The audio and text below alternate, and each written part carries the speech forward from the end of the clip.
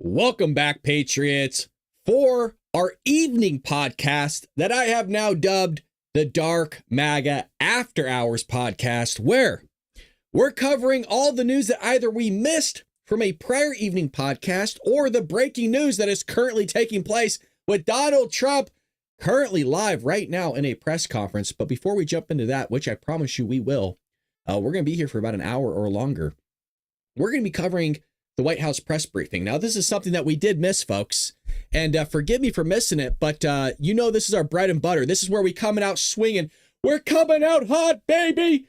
Fighting the press, seeing what exactly the media, the news, is planning on covering. And we'll be here every step of the way. We got Jackie Heinrich, Wonder Woman, in the building. We also have Philip Wegman of Real Clear Politics out there bringing in the guns to represent the gladiator. And we have the Daily Wire, as well as, frankly, other media sources. We're going to make sure that we break every thing down for you, folks. If you're here just joining us, welcome. Smash that like button, Patriots. Without further ado, like I said, we'll be covering the White House press briefing, Donald Trump's live news conference, and then we'll be covering the breaking news, and then we'll be out of here. Without further ado, let's roll it. Yeah, right on time. Right on time. Good afternoon, everybody. Good afternoon, Caroline. It's great to see all of you. It's good to see you, too. On this very newsy day, to say the least. I have a couple of updates for you this morning, or this afternoon. As you know, this morning, the president spoke to President Putin of Russia. They spoke at length, and the president released a statement following that conversation in great detail.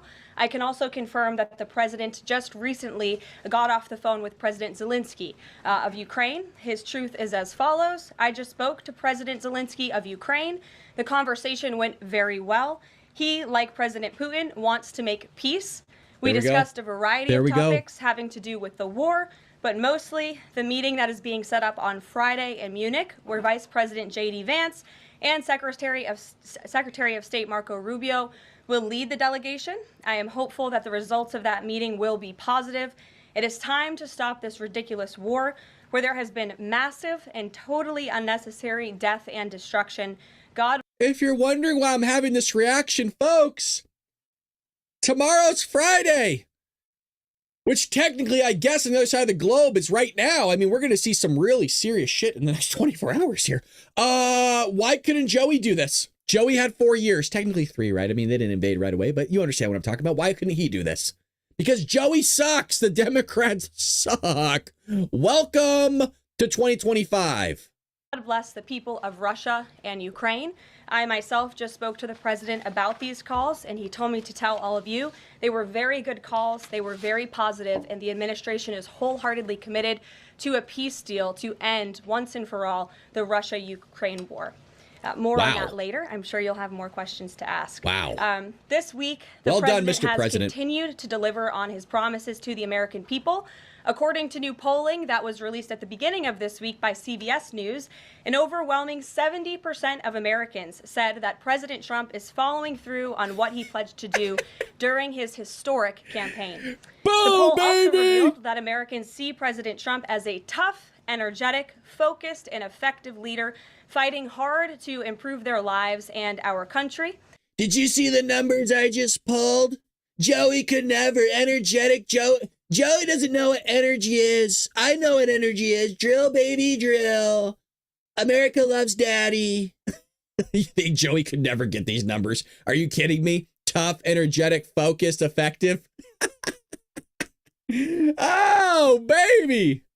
And yesterday, in particular, was a truly special day for the United States of America. Thanks to the great leadership of President Trump and the strong and tough leadership of President Trump, bringing him back. Mark Fogel, an American teacher detained by Russia, was returned to American soil and met with the president here at the White House last night. Special Envoy Steve Witkoff and the rest of President Trump's incredible national security team helped to negotiate the exchange that secured Mark Fogel's release. This event shows a good faith effort from Russia, and it's a sign, as I just said, that we are moving in the right direction to end this brutal war. Now, why couldn't Joey do it, Patriots? I see in the chat, some of you are saying Joey's looking for his crack pipe. You might be right. Hey, why couldn't he do it? Democrats, if you're in here, we would all love to hear from you right about now. Why couldn't you do it? It's taken us 2.5 weeks.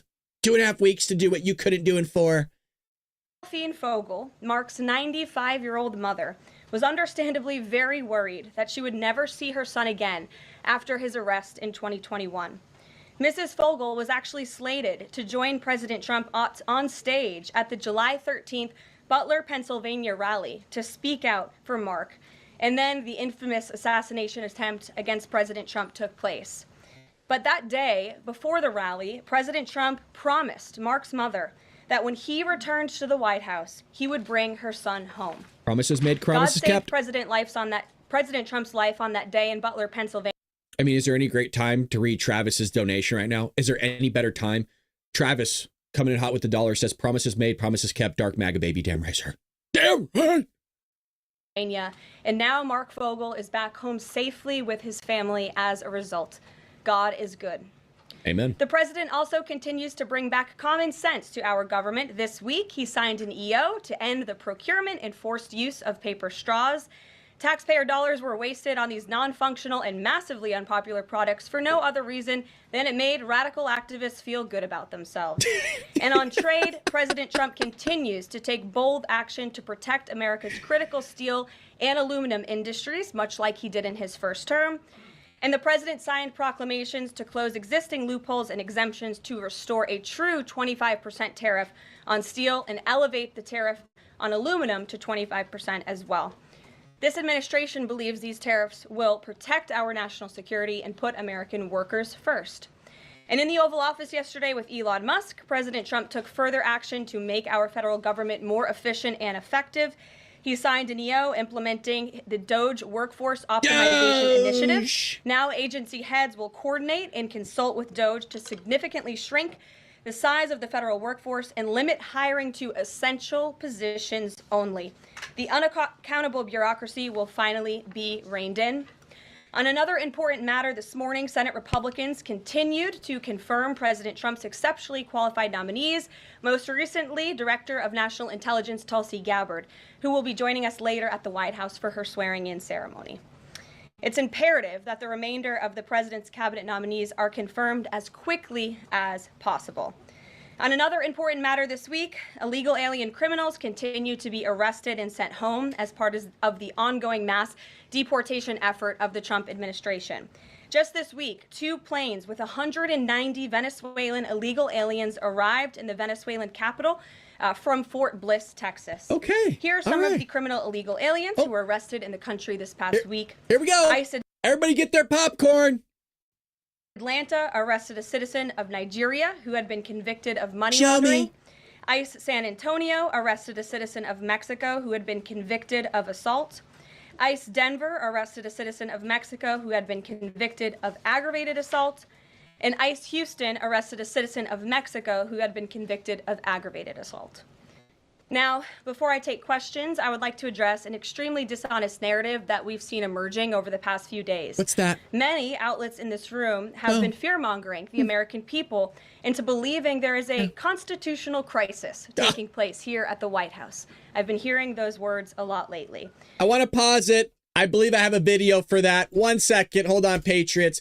Because this is a theme that's been going on for quite some time regarding the BS that is constantly being posted by the Democrat Party. So give me 1 second. It might take a second to come up here.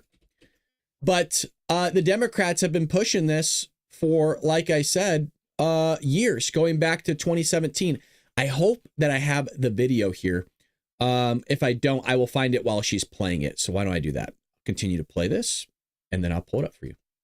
But in fact, the real constitutional crisis is taking place within our judicial branch, where district court judges in liberal districts across the country are abusing their power to unilaterally block President Trump's basic executive authority.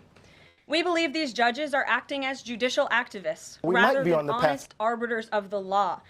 And they have issued at least 12. Here we go. I got it. We will ask We might be on the path to a constitutional crisis. We will ask two experts about whether or not this is a constitutional crisis. We've never faced quite the constitutional crisis that we do right now. They are fomenting a constitutional crisis. Yes. Are we staring down the barrel of a constitutional crisis? This is an existential constitutional crisis. A constitutional crisis, possibly. The constitutional crisis alarm bells are ringing. But is anybody listening? We're now like one subway stop from a real constitutional crisis. We are in effect, a constitutional crisis. Constitutional crisis. We're hearing it over and over again. Nancy Pelosi's already said that Donald Trump is unfit for office. She said that he belongs in prison. She says that we're in a constitutional crisis. If that's not enough to begin an impeachment inquiry, then what on earth is? Warnings of an impending constitutional crisis ripped through the nation's capital. There are experts who are saying this is a constitutional. What the hell is this? What the hell is this? Constitutional crisis. We are at a dangerous time in our history, a constitutional crisis that probably is the most severe moment since the Civil War. New warnings of a constitutional crisis just weeks into Trump's second term. The stage is set for a constitutional crisis. Could this signal the start of a constitutional crisis? Legal experts say our country could be headed toward a constitutional crisis. They're calling this a constitutional crisis. This is a constitutional crisis. I am unapologetic in suggesting we are in a constitutional crisis right now. Are we already in a constitutional crisis? Those two words, right? Constitutional crisis. Yeah.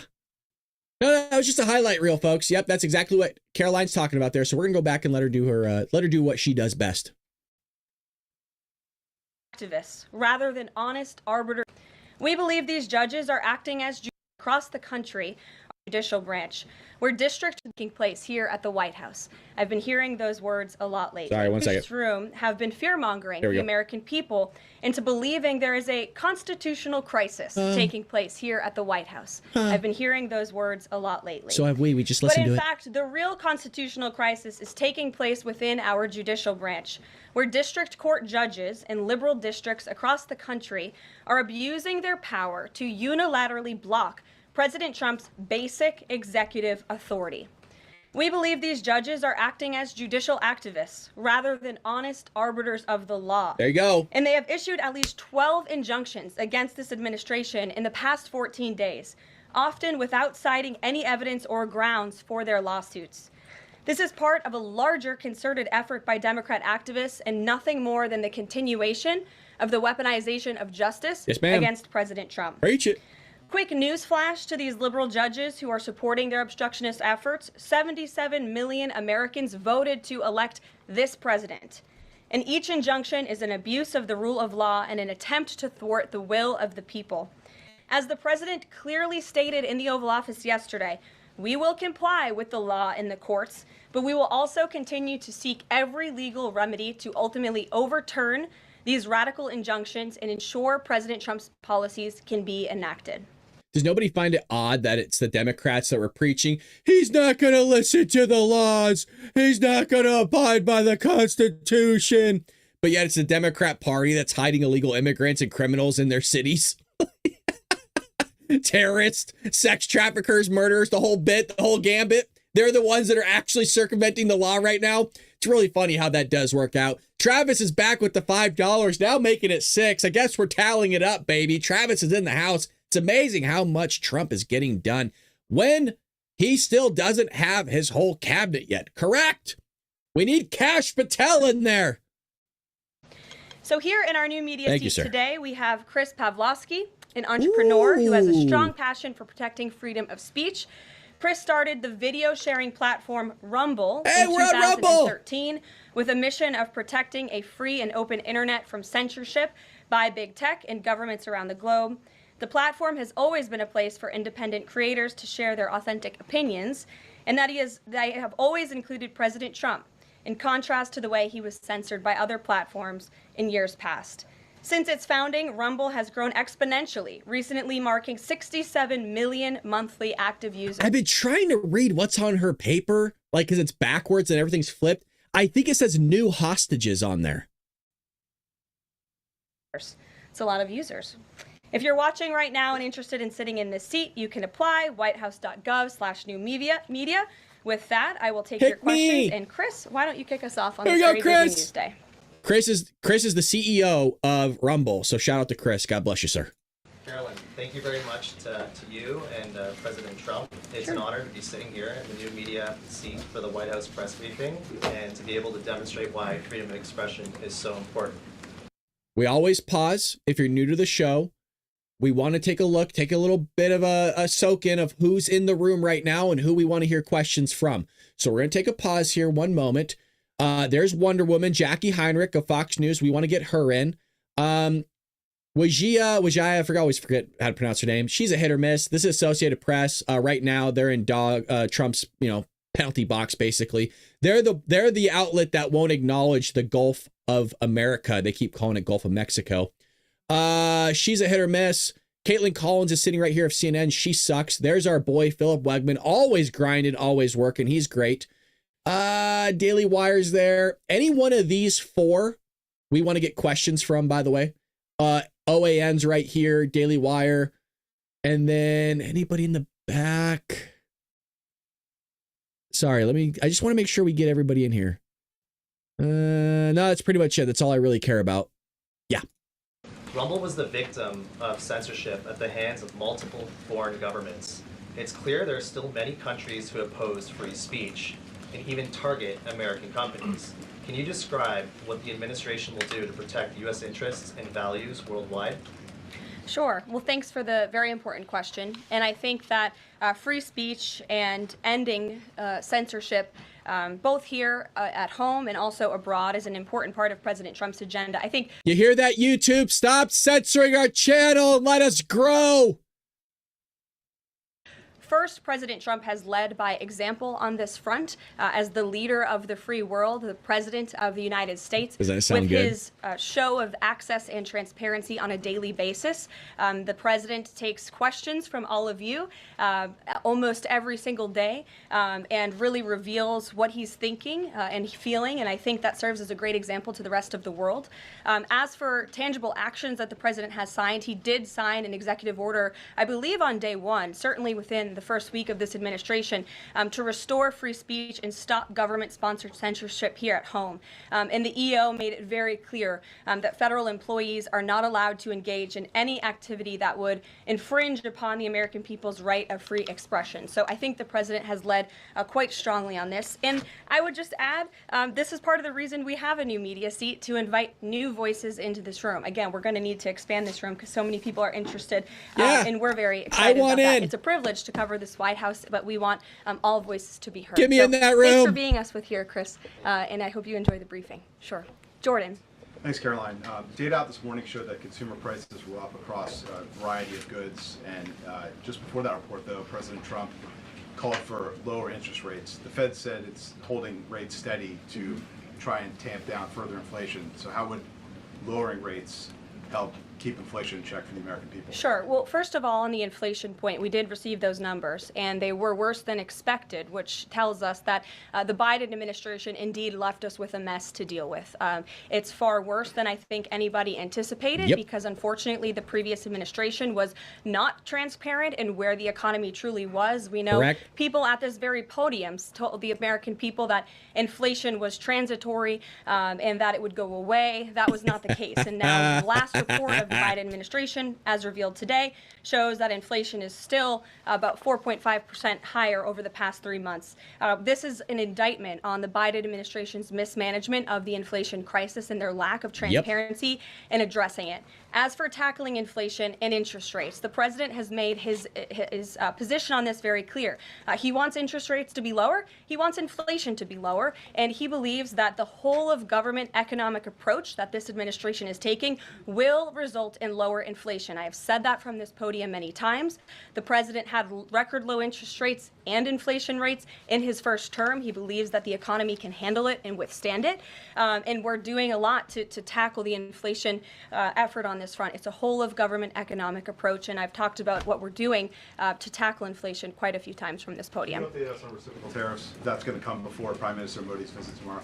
I do believe it will come before the Prime Minister's visit tomorrow, and I will let the president discuss the details on the reciprocal tariff front. But this is something. And Trump is live right now, and we will watch that right after this press briefing to make sure we're all caught up on what the heck is going on. Thank you so much. VIP Auction Group says smash the like button for our friend Brad. Thank you so much. You guys are just as much as friends of me as I am to you. Thank you so much. He believes strongly in, and it's very simple logic as to why the president wants to impose reciprocal tariffs. It's the golden rule, which we all learned when we were growing up in school. Treat others the way you want to be treated. And far too many nations around this world have been ripping off the United States of America for far too long. And that's why the president believes this will be a great policy that will benefit American workers and improve our national security. So I'm talking about JJ. On DOGE and the fraud claims. Sorry. Doge. Say it right. Elon Musk in the Oval yesterday gave us some information on that. We're just wondering if there's some proof, evidence. Is the White House willing to share evidence of those fraud claims, or can Elon Musk come to the briefing room and share material evidence of what he's talking about? Sure. I would love for Elon Musk to come to the briefing room. That's why we had him go to the Oval Office yesterday, where I think he provided great answers. He was speaking in layman's terms, speaking common sense to all of you in the media, but also to Americans at home. But I would say especially to all of you in the media, because I think it's a real fallacy that there's this alleged lack of transparency when it comes to DOGE.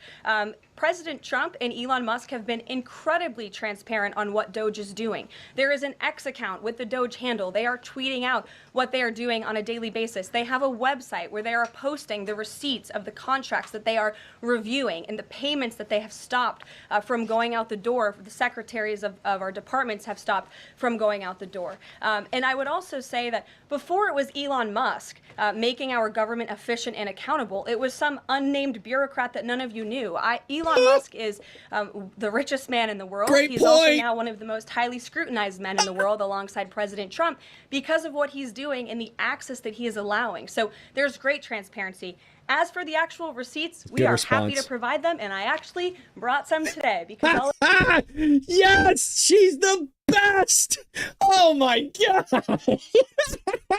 Yes. This is why we come back and watch it, folks. This is why we don't skip a beat here. We may have missed it yesterday. Oh, damn. Hey, you know what? You know the guy's name. He has an X handle. He's coming out talking in the Oval Office. He's answering your questions, being as transparent as he could possibly be. You didn't get that with the Biden administration, Democrats. You didn't get that with the progressives. No, sir. It was some nameless, faceless, shadowy figure bureaucrat out there spending your money on transing dolphins in the Middle East. And then she follows up and goes, hey, I got the receipts for you. Look, that is a screen grab right there. Look at that. Look at that.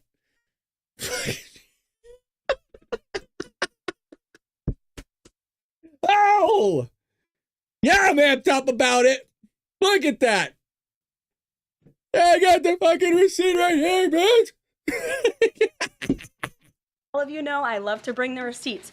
We have contracts upon contracts that we can send and provide this information to you. Let me be very clear. We are not trying to hide anything. We have been incredibly transparent, and we will continue to be. These are... God, I'd really love for her to just start going, got a copy for everybody, Jackie Heinrich. This is yours. We got Steve Bellucci, row 3, seat 2. Yeah, that's you. We got yours.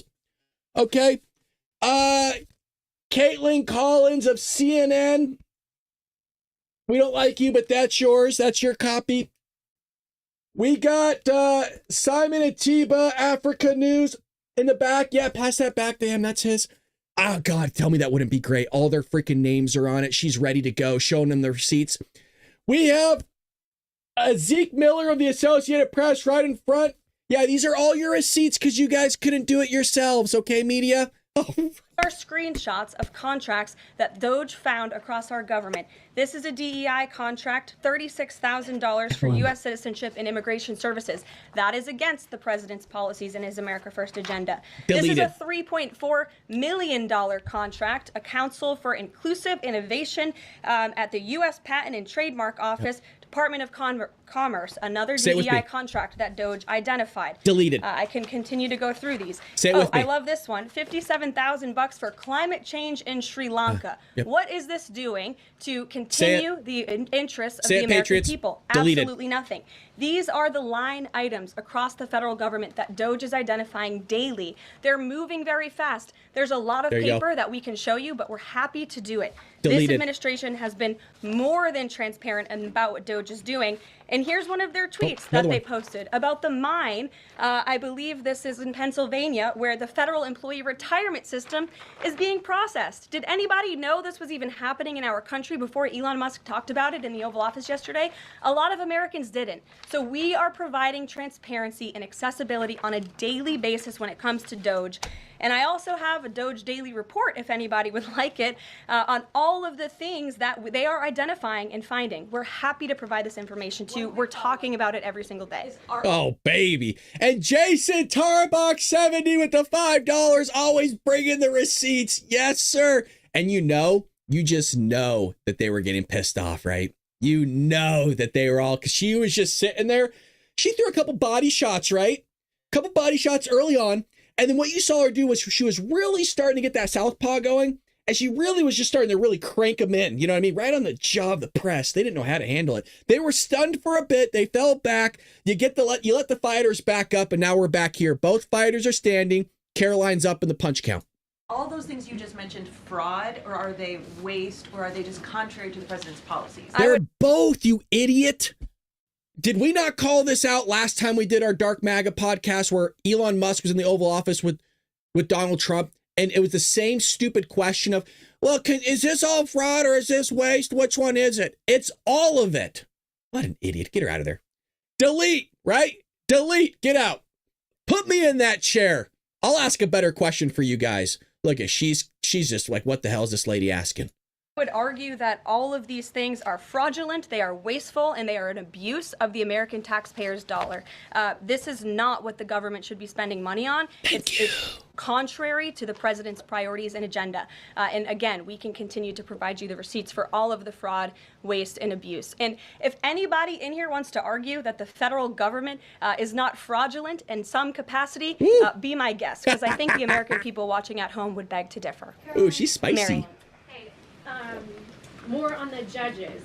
Does the White House believe the courts have the authority to issue these nationwide injunctions? We believe that the injunctions that have been issued by these judges have no basis in the law and have no grounds. And we will, again, as the president said very clearly yesterday, comply with these orders. But it is the administration's position that we will also ultimately be vindicated. And the president's executive actions that he took were completely within the law. They were constitutional. And we look forward to the day where he can continue to implement his agenda. And I would just add, it's our view that this is the continuation of the weaponization of justice that we have seen against President Trump. Bingo. He fought it for 2 years on the campaign trail. It won't stop him now. Brian. Yes. I want to go back to DOGE just for a second. Earlier, the subcommittee headed by Chairman Marjorie Taylor Greene, her and her staff discovered $2.7 trillion in improper payments to Medicare, Medicaid, overseas, to people who should not have gotten it. Some of this. I'm sorry. Holy crap.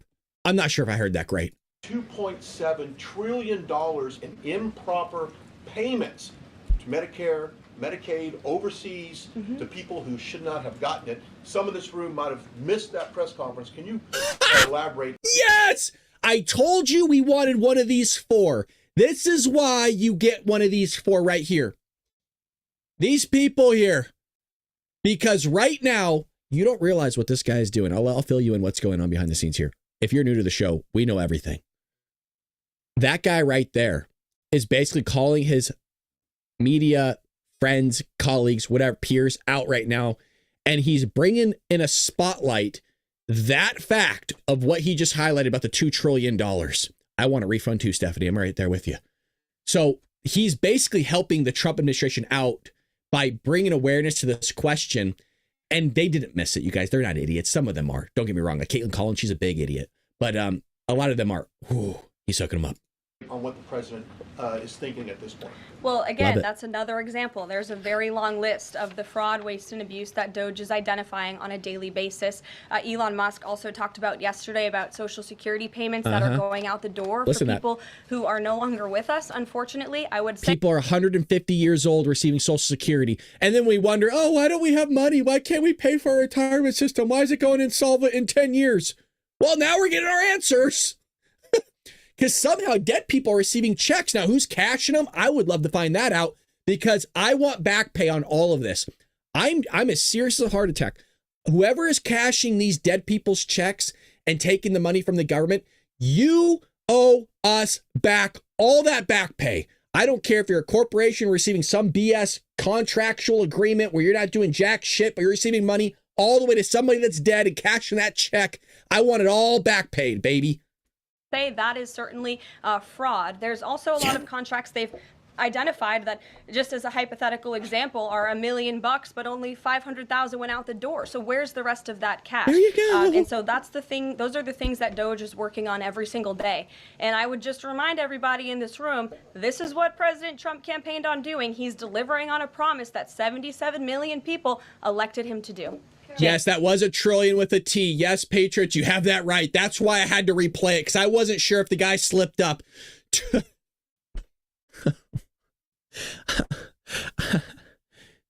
That's the biggest number we've heard here.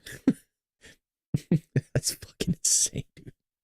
2 trillion. It is the biggest number that we've heard.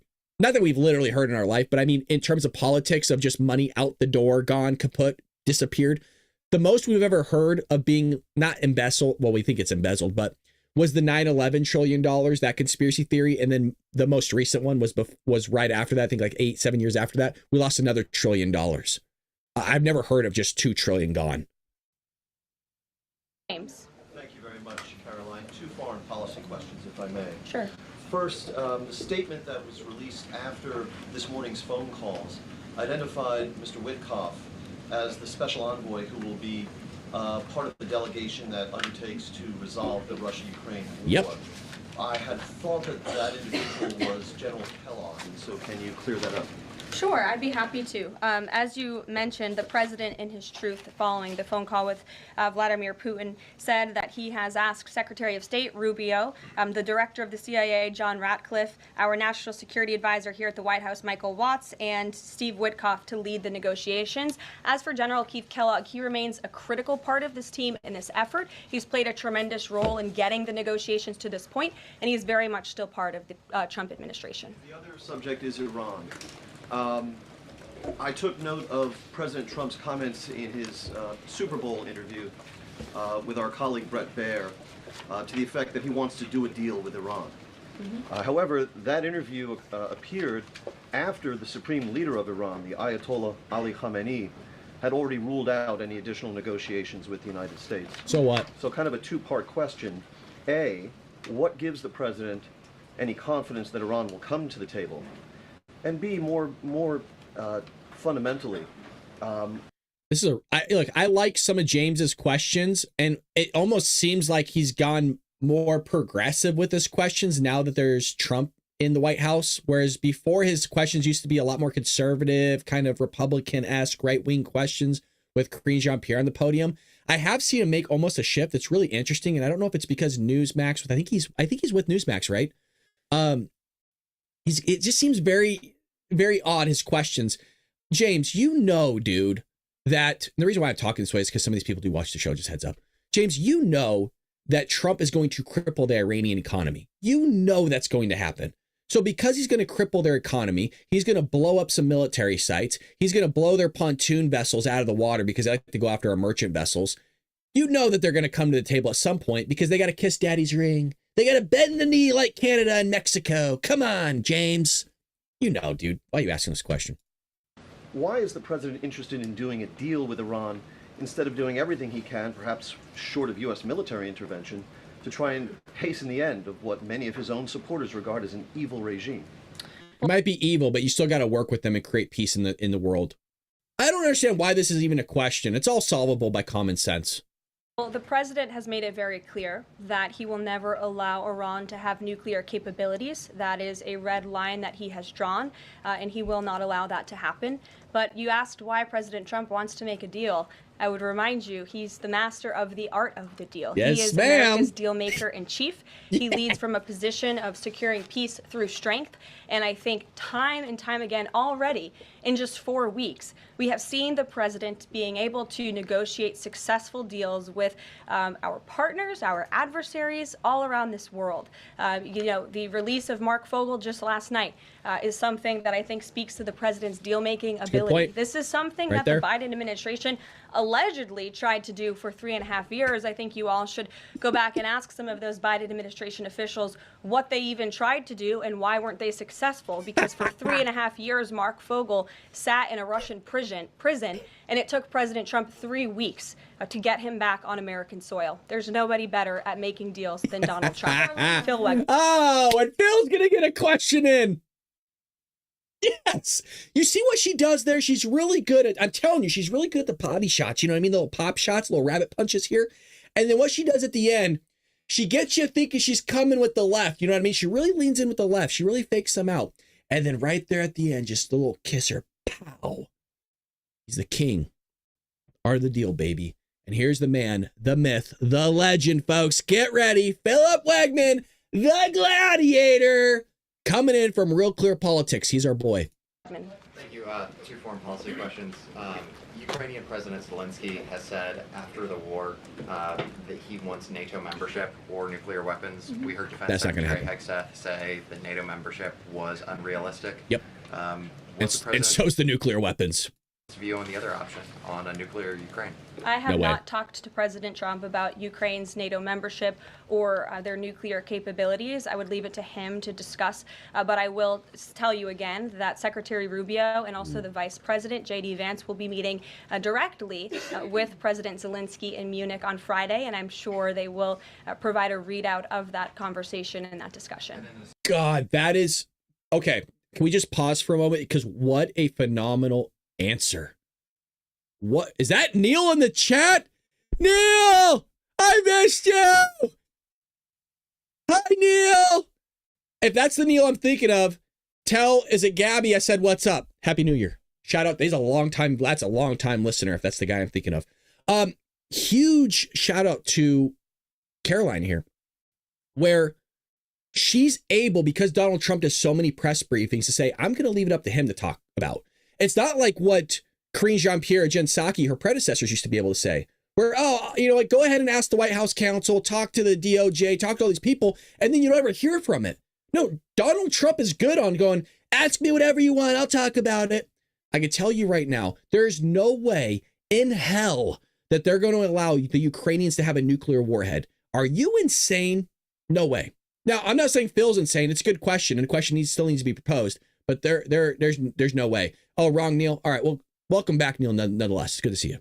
Second question: given that this administration has called on Europe to take, more responsibility for their own defense, I'm wondering, will the EU or any other European nation other than Ukraine be involved in these peace talks? I don't have any European nations who are involved currently to read out for you. Certainly, you know, the president has employed a very strong team or deployed a very strong team to continue these negotiations. Which is true. And the fact that he was on the phone with both President Putin and President Zelensky today shows that he's very much involved in this effort as well. I feel really good about the team that Donald Trump is sending to negotiate this. I really hope I don't jinx it. I always get nervous when I say things like that because I'm superstitious. I was a hockey player, you guys. I put on my equipment in a specific order, okay? But man, does like with Steve Witkoff, Marco Rubio, and the whole brigade there, it is a solid dream team. I think they're going to be able to cook something up. And I hope we don't lose out on this, but there's no way in hell that the Ukrainians are getting nuclear weapons. No way. And no, they're not going to be part of NATO. You're going to tell Zelensky, look, either you're going to get your ass handed to you or you're going to follow in line with what Trump wants. That's basically what's going to happen. We have the upper hand here. It's you listen to us or you're going to get your ass kicked. Ain't nobody else helping you other than us. So you better listen up real quick, Zelensky. I guess. Sure. Should we expect the president to negotiate in person with Zelensky and Putin? I don't have anything to read out on that for you today. Maggie. We know there's hints to it, okay? We know there's hints for that taking place because, as I mentioned, Donald Trump will be visiting his first time since he was previously president with Vladimir Putin in Saudi Arabia. And then allegedly they're going to have Putin come to the United States and Trump's going to visit him in Russia. So a lot of negotiations, a lot of stuff's going to be handed here, a lot of moving puzzle pieces. And I think right now stuff's already been kicked off, which is really great to see. Travis called with another $2. Man, now he's up to what? I think it's 7, 8. Caroline has improved so much in such a short amount of time.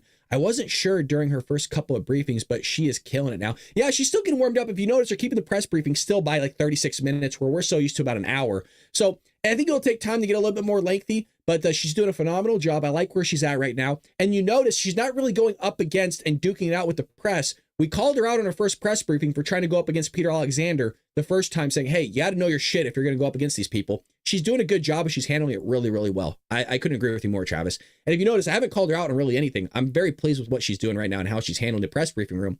And again, another side note, if you notice, she's going back and forth between left wing and right wing outlets, keeping the balance in play right now. Phenomenal job. Good to see you. Thanks for taking the question. You talked about the transparency with DOGE and Elon Musk's She's right here. Press availability yesterday. There is a conflict of interest law in place that says that people who have personal interests can't interact with government entities that could touch on those. Has President Trump signed a waiver for Elon Musk? Does such a thing exist? If it does, will you guys release it in the interest of transparency that he's committed to? I have not seen the law that you are referring to. What I can tell you is that Elon Musk, as I've confirmed before, is a special government employee. He is filing the proper financial disclosure, and he is complying with all applicable federal laws. As you also heard, Elon address this directly yesterday in the alleged conflict of interest, and he said everything he's doing is very public, and if you all perceive a conflict of interest, you're welcome to bring that up. And as the president said, if he feels like Elon is engaging in something that's a conflict of interest, he will tell Elon not to do that. And Elon also said yesterday that before he moves forward with anything, he consults with the president of the United States. So we're very confident with the ethics and the guardrails that have been put in place here. Do you notice, other than that one guy that called out the $2 trillion, do you notice not a single reporter is interested in covering the fact that Democrats wasted all of your money for decades? Do you notice nobody in there's going, hey, you know, Caroline, just really quick, I'm going through my notes here and I have a list of some DOGE stuff. And what I found was $100 billion of waste. And we did backtrack it through our own journalism and through our own investigation, because we actually do our job here. And we found a list of names that we backtracked it to, and they were all Democrat. And can you give the president's take on that? Or why don't you just give your own take on what the president might say on the Democrats wasting hundreds of billions of dollars of taxpayer money? And will there be prosecutions for all those people as well as back pay? Can you let us know? You notice there's no question like that. It'd be a freaking great question, wouldn't it? That's why I want to be in that room, because I will do that. I don't give an F.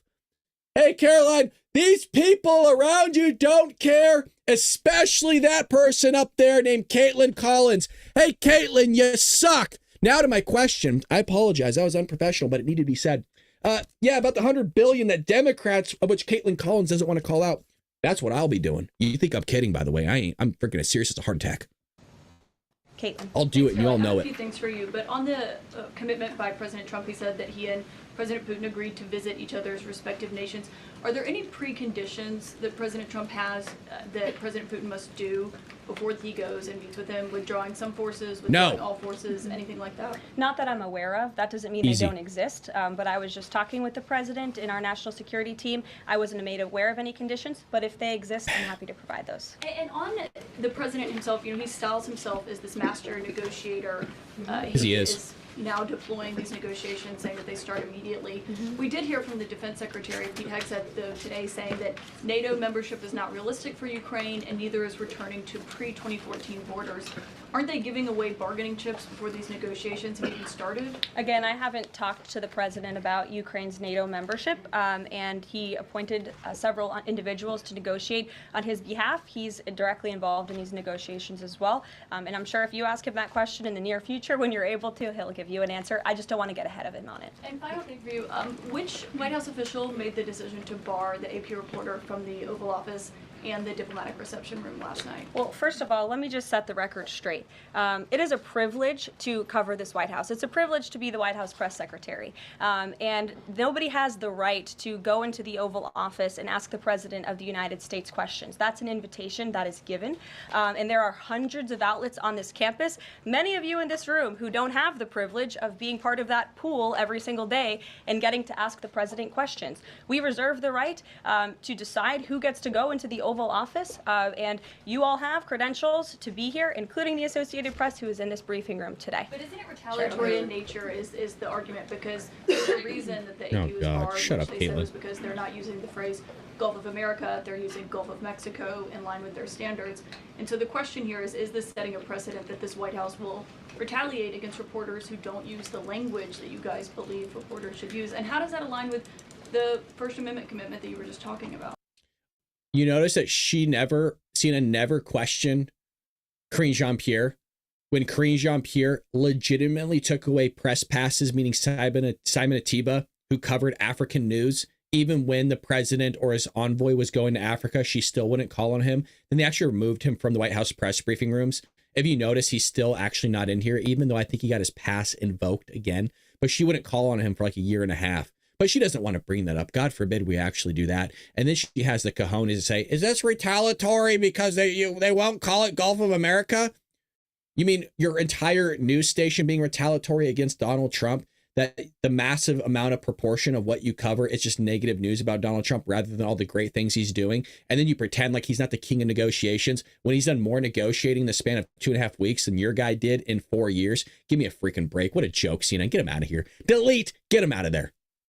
I was very upfront in my briefing on day one that if we feel that there are lies being pushed by outlets in this room, we are going to hold those lies accountable. Damn right. And it is a fact that the body of water off the coast of Louisiana is called the Gulf of America. And I'm not sure why news outlets don't want to call it that, but that is what it is. The Secretary of Interior has made that the official designation in the geographical identification name server, and Apple has recognized that. Google has recognized that. Pretty much every other outlet in this room has recognized that body of water as the Gulf of America. And it's very important to this administration that we get that right, not just for people here at home, but also for the rest of the world.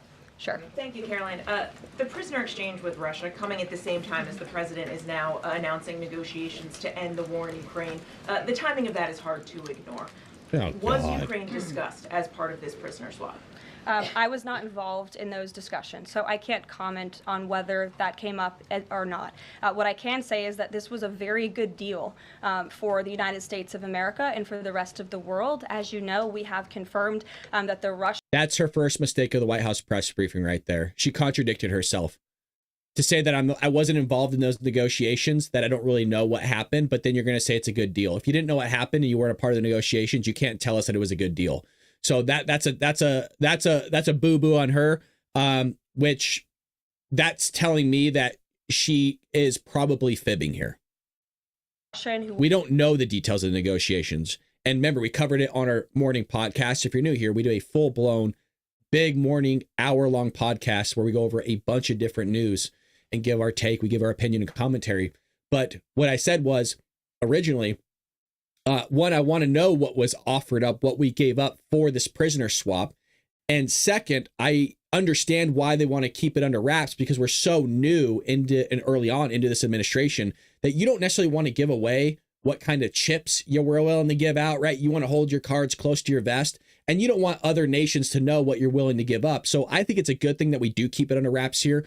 And I would like to figure out later on. But if you're going to say it's a good deal, but you were never engaged in there, it's kind of a little misleading there, lady. Will be returning home very soon. Alexander Vinnick was a non-violent crypto criminal, and as part of this exchange, he has forfeited more than $100 million that he obtained in that illegal crime. And in exchange, of course, we got Mark Fogel, who is a middle school teacher who kissed the American soil, but kissed the ground last night when he returned to the United States of America. It was a great deal and a great day for our country, and I think everybody, regardless of political affiliation, agrees with that. And was Russia made aware ahead of time of the parameters that the administration and Secretary Hegseth was going to be announcing today? The NATO perimeters? Yes. I'm not sure. You'd have to ask Secretary Hegseth in the Defense Department on that, since he announced them. Jackie. Thank you, Caroline. Just to be clear, so when we're... Here we go, Jackie Heinrich, Wonder Woman, Fox News, coming in hot, baby. On that, since he announced them. Jackie. Thank you, Caroline. Just to be clear, so when we're listening for a shift in position on U.S. policy, should we only listen to the president and maybe not the Secretary of Defense? Because what he outlined today would represent a shift in U.S. policy. I'm not saying that. I'm just saying I speak question. for the President of the United States behind this podium, and I will let him discuss that. Ouija. It's actually a really good question. I know that we might not like it because we're biased towards Trump, but she does make a good point, as did the other reporter, by acknowledging the fact of like, look, Pete Hegseth said this. Well, how could Trump go something different if that's his Secretary of Defense regarding NATO and the nuclear warheads and such? And I think she handled it well. I think that was the appropriate response. More about the next hostage releases. I understand another American's coming out today. Sure, I'm glad you asked. It speaks to President Trump's deal-making ability, and we can confirm the safe release of one American and two individuals from Belarus, one of whom worked for Radio Liberty. Out of respect for the privacy of these individuals, their request, we have no further details to announce on their identities, but we can confirm that one American was released today, and it's a remarkable victory on the heels of Mark Fogel returning to America last night. More hostages, that's great. Who the U.S. might be releasing in exchange? I don't have details on that at this moment. I don't have details on that at this moment. I do know that these three individuals have been released and are on their way home to their respective countries. Ouija. Caroline, thank you so much. Can you explain how President Trump envisions the war in Russia and Ukraine coming to an end? Does he expect Ukraine to hand over all the territory in question? Again, these negotiations are... I think that's a big possibility, by the way. I think Trump's gonna be like, Zelensky, I'm sorry, but you lost it. You're going to lose the land. We're giving it to Putin. We're giving it to Vlad. It's his. It's his. It's good. It's rich. It's nutrient. It's good soil. Sorry, Zelensky, you're losing it. I think you're going to see Ukrainians lose some land here. Are ongoing. I will allow the president to divulge any red lines that he may set, but I think as deals in the past have come to fruition, the president has proven one of the things that makes him a very effective negotiator is not revealing what he's anticipating from both sides, but he is at the forefront of these negotiations in addition to the very qualified individuals who he's tasked with speaking to both President Putin and President Zelensky. And speaking of deals, a meeting with the President of the United States offers any foreign leader credibility. Was it part of the prisoner swap with Fogel that President Trump agreed to meet with Putin? Again, I was already asked this question. I said I was not made aware of that, but we can certainly get you an answer on that. I'll check in with the NSC. Did I hear that question right? That part of the agreement for Trump to meet with Putin was the Fogel release? That doesn't make sense to me because they already talked when he was the president-elect. Everybody knew that Putin wanted to get a deal done. Putin himself, we've covered it here on the show, of him saying he wanted to get a deal done for like a year and a half. Zelensky says he wants to get a deal done. I mean, I could be wrong. Look, I'm just speculating, but I don't think that would be part of the negotiation of like, hey, Vlad, if you give us Fogel, I'm willing to meet with you. I don't think that was part of it. I think he just wanted to meet because millions of people are dying. Sure, Monica. Thanks, Caroline. It's clear that this administration is dedicated to both truth and transparency. We know that with DOGE, but we also know that because this administration recently announced it's going to declassify the assassinations of Martin Luther King Jr., Love this JFK, question. and RFK. I'm wondering, is it likely that we're going to see more information regarding the assassination attempts on the president's life while he's on the campaign trail? In regards to the assassination of the individuals you mentioned, President Trump signed that executive order directing the respective agencies to do it. I know that that process continues and is ongoing. He's committed to transparency in the declassification of these very important files that I think many Americans are not only interested in learning about, but also have the right to know about. As for the two heinous assassination attempts on the president's life, he's spoken to this publicly. I've spoken to him about it privately. And, you know, as he said publicly to all of you, he feels he has a right to know about further information about the individuals who tried to kill him, tried to take his life. And so if and when we get that information, I'll leave it up to the president to decide whether or not he would like to reveal it. But I believe in the effort of transparency that we've seen consistently from this president, he certainly will. Daniel. Did anybody find it interesting that the FBI just miraculously found over 2,000 previously I don't know what the term is, reviewed documents of the JFK assassination? Just after 60 years, just go, after Trump signs an executive order, like, yo, we're going to release this stuff. They go, oh, oopsie, we found this box that we didn't know about for 60 something years. Look at all these files. Yeah, just miraculously found like 2,400 documents. Not a big deal. Yeah, where'd that come from?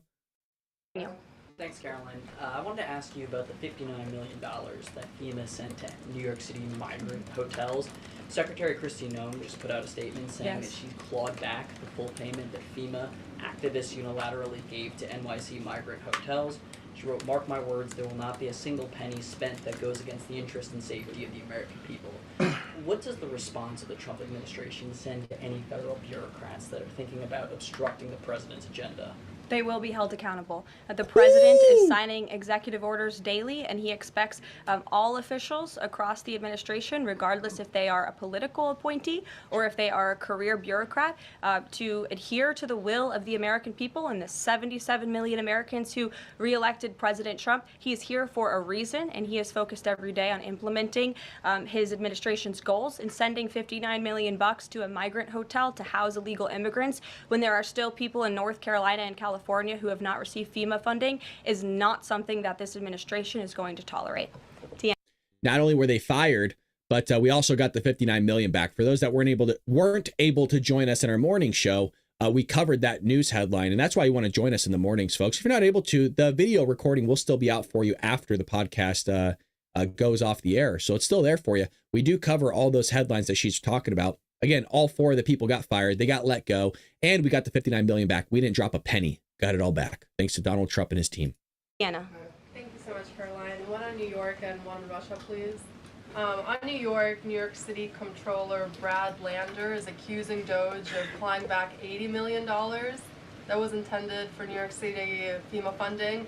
Wondering if you've heard about that figure, if that figure is accurate, and why that money was taken back. I have not heard about that figure. DOGE is moving very quickly, but I can get the receipts and gladly send them to you. I know that story is likely of great interest to the New York Post. And then one John. on Russia, please. Sure.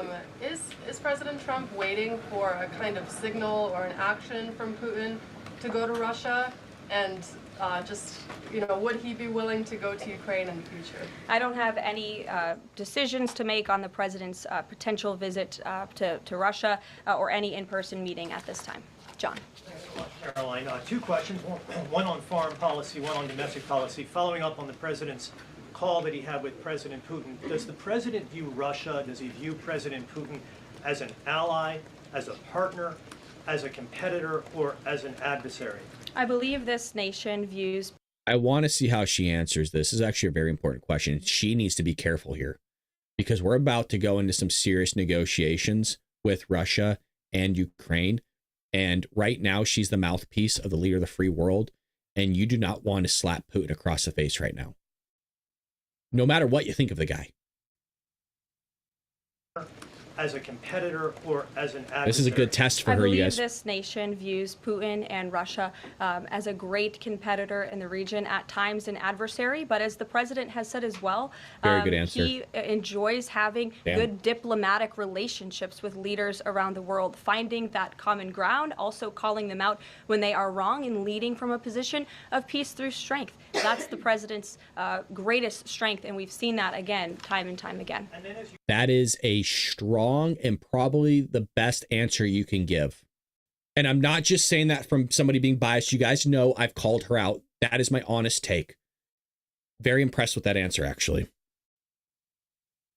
We dodged one. You pointed out in your statement regarding the confirmation of Tulsi Gabbard, there was one Republican who voted against the nomination of Tulsi Gabbard. It was Senator Mitch McConnell. Similarly, Mitch has how to does go. the administration view Senator McConnell? He sucks. Can he be a partner in the president's legislative agenda? Are you disappointed that he voted against not only Tulsi Gabbard, but also Pete Hegseth to be the defense secretary? I think we're greatly disappointed in any Republican who chooses willfully to vote against the president's exceptionally qualified cabinet nominees and picks to lead his America First administration. Not a single Democrat swayed from voting against President Biden's nominees, and we know how many of them turned out. They turned out to be atrocious They at their sucked. jobs, leaving America much worse than they were when they took the oath of office. And so I've said it repeatedly from this podium. I addressed it at the beginning of my remarks. We expect all Republicans to vote, to stay tough and strong, vote for President Trump's nominees so we can get to work and continue to work very hard to implement this president's agenda. Sure. Thank you, Caroline. On South Korea is currently in a chaotic situation. How does the President Trump react to the current chaotic situation in South Korea? Secondly, if South Korea needs help from the United States, what role do you think the U.S. will play? Sure. I haven't spoken to the president about the ongoing situation in South Korea. I would defer you. What is going on in South Korea? Did I miss something? Was it the martial law thing? What the hell is going on in South Korea? I'm clearly missing something here. I'll try to find out. There's a ripple effect of some political turmoil? To his previous statements, and I can also see if I can get you something new from the National Security Council, who I'm very confident the officials that are focused on South Korea are on this. I just haven't spoken to them about it, but I'm happy to provide that for you. Yes. Thank you, Caroline. Does Elon Musk have power of the presidency? Absolutely not. Right. That's I a asked ridiculous that question. I asked that question because, the Democrats have been hurling insults at Elon Musk, hurling attacks, calling him President Musk. Most recently, Jamie Raskin, the congressman, took it a step further, calling for Musk's impeachment, saying that he somehow usurped the power of the presidency. What's your response? It's utterly ridiculous. Elon Musk addressed this in the Oval Office yesterday. The president addressed it as well. Elon Musk is serving at the pleasure of the president, just like everybody else on this team. He takes directives directly from the president of the United States. And I think some of the comments that you referred to are nothing more than a failed attempt from the media and from Democrats to try to sow division in this White House. We saw them do it in the first term. We're not going to let them do it in the second term. This is a unified team who is working at the pleasure of the president to do what's right for the American people. I have one more quick housekeeping note before I leave you all today. The president wanted me to share with all of you that he had a wonderful meeting with King Abdullah of Jordan yesterday. They discussed many things, including the Gaza Strip and its future at great length. The king would much prefer that the Palestinians stay in place, with the additional land to be used for new development, which would greatly create jobs at levels never seen before. But the president feels it would be much better and more majestic if these Palestinians could be moved to safer areas. I would just add to that the president remains wholeheartedly committed to seeing peace in the Middle East. And our Arab partners in the region have been tasked with coming up with a peace plan to present to the president. That is ongoing. King Abdullah mentioned that yesterday. He also committed to accepting 2,000 sick children from the Gaza Strip, which the president called a beautiful gesture. So the administration continues to work with our Arab partners in in the region. We stand closely with our ally Israel, and the president has presented this big, new, bold idea to secure peace in the Middle East, and he is not going to waver from that.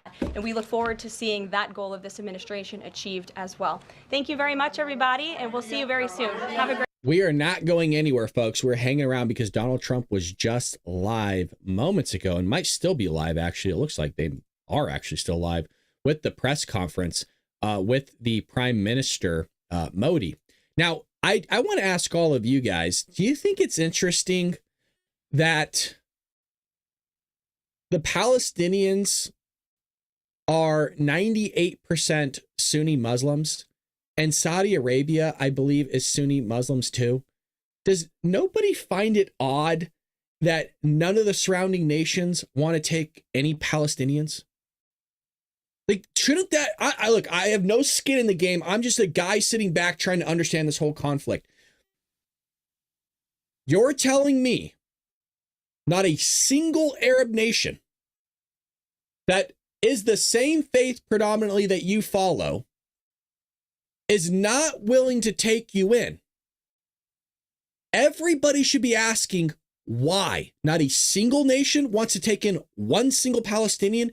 You have to ask the question why. Clearly, they know something that a lot of people aren't willing to say. And I'm not going to say it either because it's going to piss a lot of people off. We don't need that right now. But a little odd. Here's a press conference. Let's roll it, baby.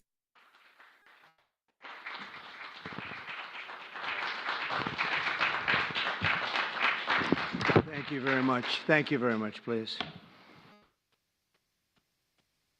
Great honor.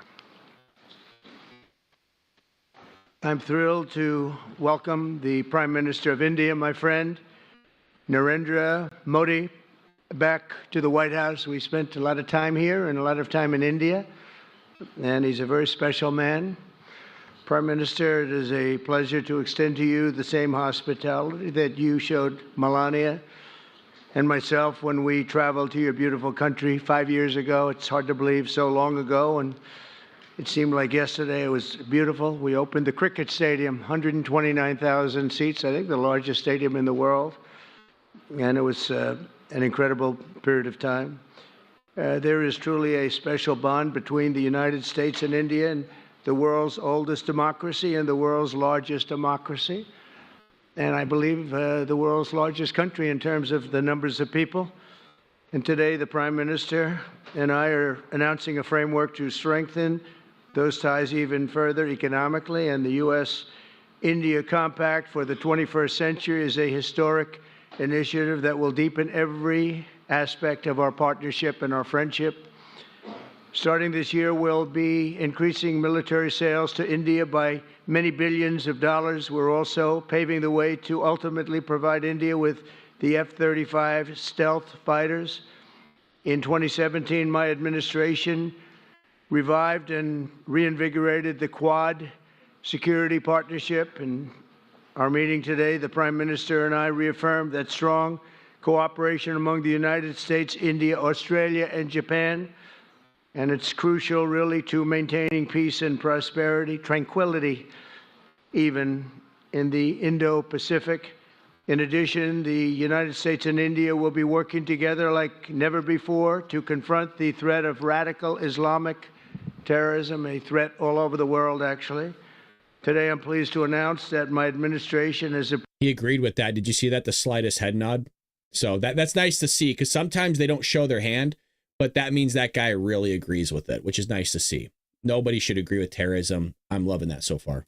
Approved the extradition of one of the plotters and one of the very evil people of the world, and having to do with the horrific 2008 Mumbai terrorist attack, to face justice in India. So he's going to be going back to India to face justice. As we deepen our defense partnership, will also strengthen our economic ties and bring greater fairness and reciprocity to our trading relationship. As a signal of good faith, Prime Minister Modi recently announced the reductions to India's unfair, very strong tariffs that limit U.S. access into the Indian market very strongly. And really, it's a big problem, I must say. India imposes a 30 to 40 to 60 and even 70% tariff on so many of the goods, and in some cases far more than that. And as an example, a 70% tariff on U.S. cars going into India, which makes it pretty much impossible to sell those cars. Today, the U.S. Trade deficit with India is almost $100 billion, and Prime Minister Modi and I have agreed that we'll begin negotiations to address the long-running disparities that should have been taken care of over the last 4 years, but they didn't do that in the U.S. He doesn't like that. Trump is basically calling him out right now, right in front of his face, going, there's a huge trade deficit. I don't like it. We're going to work with negotiations. I'm watching this guy the entire time. U.S.-India trading relationship with the goal of signing an agreement. And we want, we want a certain level playing field, which we really think we're entitled to. And he does also, in fairness. So we're going to work on that very hard. And we can make up the difference very easily with the deficit, with the sale of oil and gas, LNG, of which we have more than anybody in the world. The Prime Minister and I also reached an important agreement on energy that will restore the United States as a leading supplier of oil and gas to India. It will be hopefully their #1 supplier. And the groundbreaking development for U.S. nuclear industry. India is also reforming its laws to welcome U.S. nuclear technology, which is at the highest level, into the Indian market. This will bring safe, clean, and affordable electricity to millions of Indians and tens of billions of dollars to the U.S. civilian nuclear industry in India. And under the framework we are announcing today, the United States and India are also joining forces to ensure that artificial intelligence and other advanced technologies are developed by two of the most advanced nations intellectually and otherwise technologically anywhere in the world. There's nobody very much closer. We have an incredible relationship there, and this is where it seems to be heading. And artificial intelligence, a very complex subject, but it seems to be where people want to be and they want to go. And we're leading right now by a lot, but other people will try to catch us. I don't know. I just want to pause a moment and just say thank you to everybody that's still watching and joining us. Always love hanging out with you guys, whether it's our morning podcast or our dark MAGA hours that we're doing. Just appreciate you guys are hanging out, and hopefully you're enjoying this and catching up on the news about what Donald Trump is doing to make America great again. If you're enjoying your time here, smash that like button for us. It really does help. And if it didn't help, I wouldn't ask you to do it, but it does help. Whether you're over at Rumble or YouTube, if you hit that thumbs up button, it really does support the channel and the show. Thank you so much. And we have a membership if you want to join that over at Rumble and YouTube as well. If they're going to be able to, we're going to make it available. We're going to make tremendous amounts of electricity available.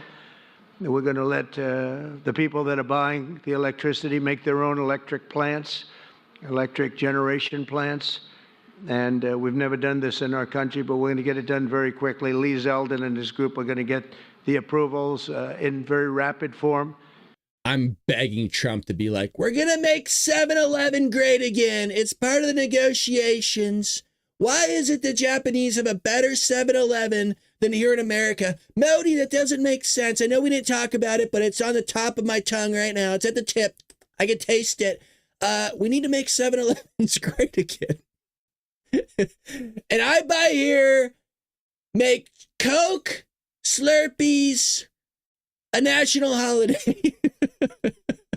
And we're calling it a national emergency, and that's exactly what it is. So we're going to remain at the top of the AI or artificial intelligence, I think, for a long time to come. And we're going to be working very closely with India and other countries on that.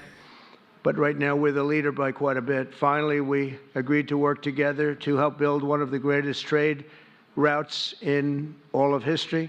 It will run from India to Israel to Italy and onward to the United States, connecting our partners by ports, railways, and undersea cables, many undersea cables. It's a big development. It's a lot of money going to be spent, and we've already spent some, but we're going to be spending a lot more in order to stay advanced and stay the leader. That's cool. I'm pleased to report that with today's announcements, The friendship between the United States and India is the strongest I believe it's ever been. I think our relationship is the best it's ever been between two leaders of the two countries.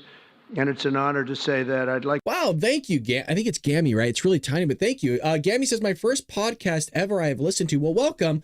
Try to join us in our morning show. This is more dark after hours, kind of us hanging out as a community, going over news, like long form stuff, like hour long, like we had with the White House press briefing, and now this press conference. Whereas the morning show is more rapid fire. We go over a lot of different news. But thank you, Gammy. Hit the subscribe button. We would love for you to hang out with us more often. That's really cool to see. If you're new here, let us know in the chat. We have a lot of regulars. We would love to spotlight you.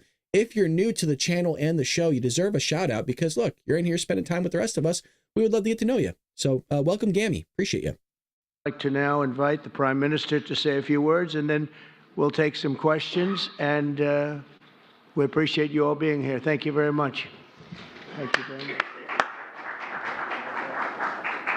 much. He comes in for the nice hug. That's nice.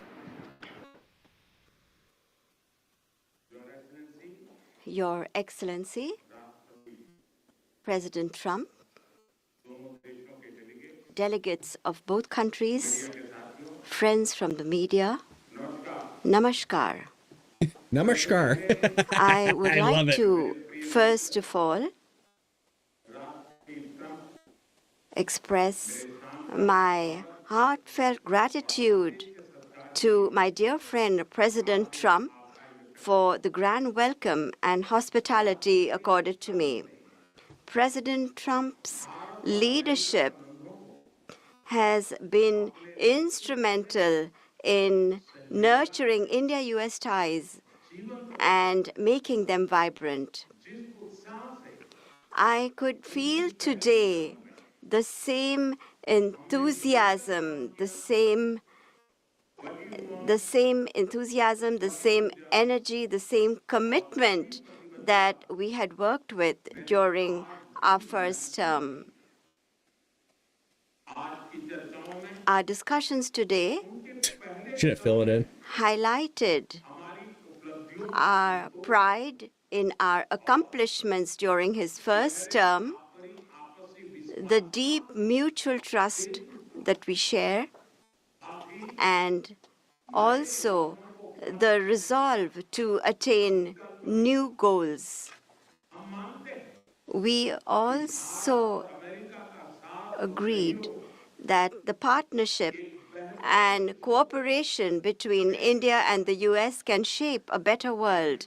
Friends? He's actually really good he's doing good reading from a teleprompter, I gotta admit. Honestly, I didn't realize he was reading from a teleprompter just till a little while ago where I saw him having the prompter and Trump didn't. And I'm wondering if they only had one available and Trump goes, give it to Modi. Give it to Modi. I'm going live. I'm going off book. I'm off script. I could do it. Joey could never. I love Trump. God. And I know I keep highlighting this, but you guys, he's looking freaking good. Trump is looking healthy. He's looking fit. He's handsome.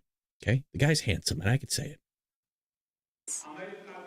The people of America are aware of President Trump's motto, Make America Great Again, or MAGA. The people of America are aware of it. The people of India, too, are focusing on both heritage and development as they move forward at a fast pace and with a firm resolve to ensure a developed India by 2047. If I were to say this, borrowing an expression from America, our vision for a developed India is to make India great again, or MAGA. I swear, hand to God, I was just about to say MAGA, dude. I swear, I was in my head. I'm like, MIGA. I'm like, how would they say that over there? I would put my hand on the Bible if I had one in front of me right now. I should have said it earlier. MAGA. When America and India work together, that is, when it's MAGA plus MAGA, You have to be so careful saying that. Shit. I don't recommend you going out and slurring that one around, okay? Let's be fair, you guys. Take notes. Be careful how you say that, okay?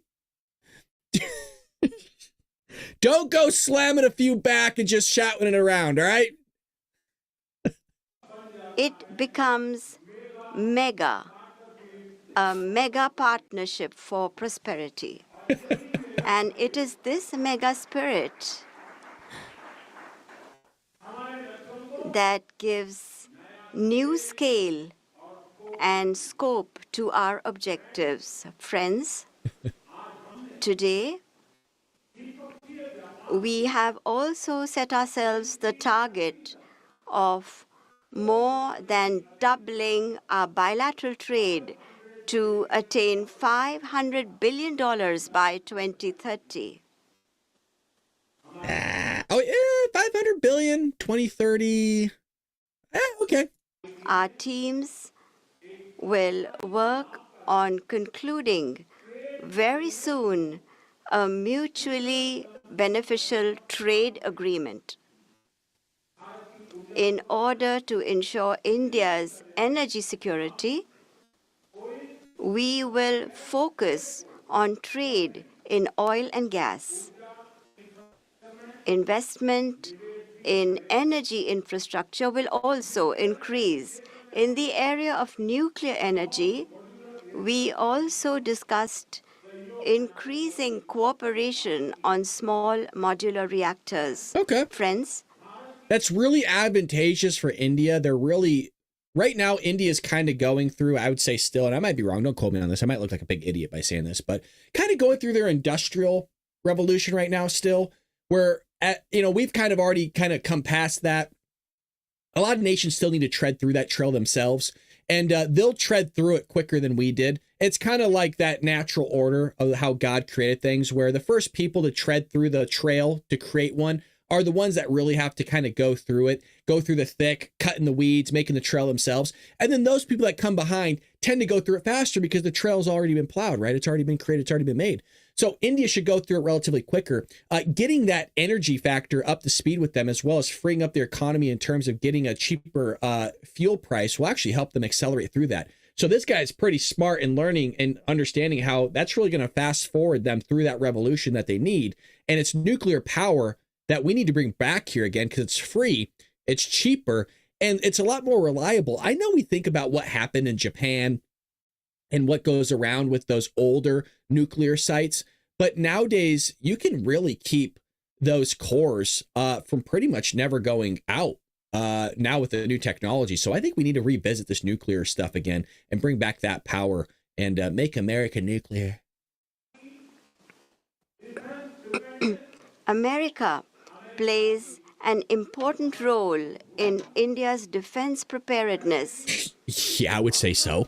As strategic and trusted partners, we are moving forward actively towards joint development, joint production, and transfer of technology. In the times to come as well, new technologies and equipment will enhance our capacities. This is huge, you guys. And again, a reminder of why you'd want India as a partner is because just northeast of India is China. And to the left of India, northwest of that is Pakistan. And if you go further north is Afghanistan. So that is a nice strategic position to have an ally at, because if you ever need to go to a world war, you have India right there, which has about a few billion people hands on deck. So it is a nice ally and something that you really want to make sure that you're working well with. Here we go. We have decided to launch the Autonomous Systems Industry Alliance and a defense cooperation framework for the next decade will be prepared. Defense interoperability, logistics, repair, and maintenance will also be its key components. Friends, the 21st century is a technology-driven century. Close cooperation in the area of technology between countries that believe in democratic values can give new direction, strength, and opportunities to the entire humanity.